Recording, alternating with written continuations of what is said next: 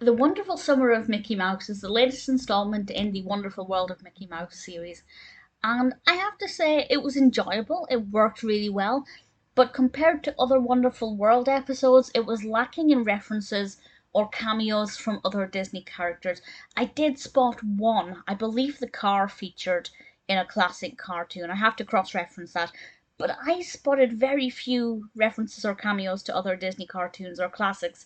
So do let me know if you spotted any that I may have missed. But I do feel like compared to the others, it was maybe lacking in that respect, which is one of the things that really appeals to me about the Wonderful World series.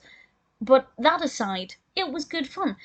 What's interesting about it is that some of the others, such as Wonderful Winter of Mickey Mouse, is a collection of several short stories. This one technically is, but it all makes up one big narrative because the Fab Five, no Pluto this time, even though Fab Five is technically the name for them minus Daisy, but we'll overlook that. They are all getting ready to go and see the Summer Spectacular, the fireworks show.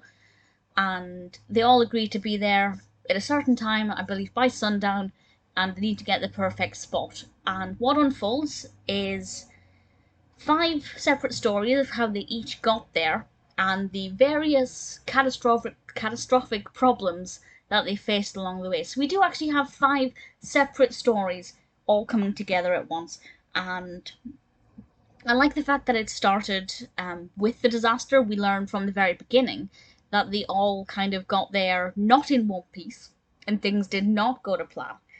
And then it unfolds that we find out why this happened. And I thought each of the five stories was quite interesting. Goofy's was certainly positioned last for a reason. I think Goofy's worked well last.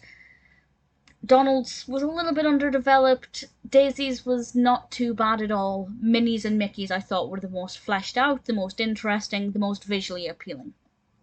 And what happens after the fact I thought was really effective, and I'll discuss the ending in a moment with a spoiler warning. I don't want to give away too much. But I really enjoyed it. I thought it worked well, having this kind of narrative structure. Each of the characters was on top form as always. One of my favourite bits involved Donald's butt. I won't say any more than that, but just keep your eye on Donald Duck's butt. Really found that to be very entertaining. It is quirky, it's cute, it's, the usual feel of a wonderful Mickey Mouse episode.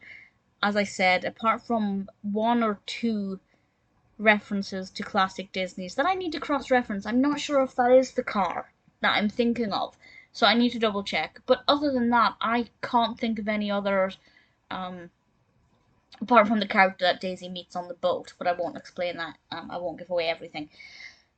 But I do think they could have done a few more references. Maybe I just missed them. Maybe they will blink and you miss it, and I did miss them. Feel free to tell me. I'd love to go back and kind of identify things that I missed. But I enjoyed it. I thought it worked really well. Obviously well animated, directed by quite a few people. Directed by Karl Hadrika, Kristen Morrison, Jason Reicher, and Eddie Trigueros. I thought it was a lot of fun. It worked well. We have the usual brilliant voice cast with Chris Diamantopoulos, Tony Anselmo, Bill Farmer, Tress, McNeille, Kaitlyn, Robrock, and Corey Burton.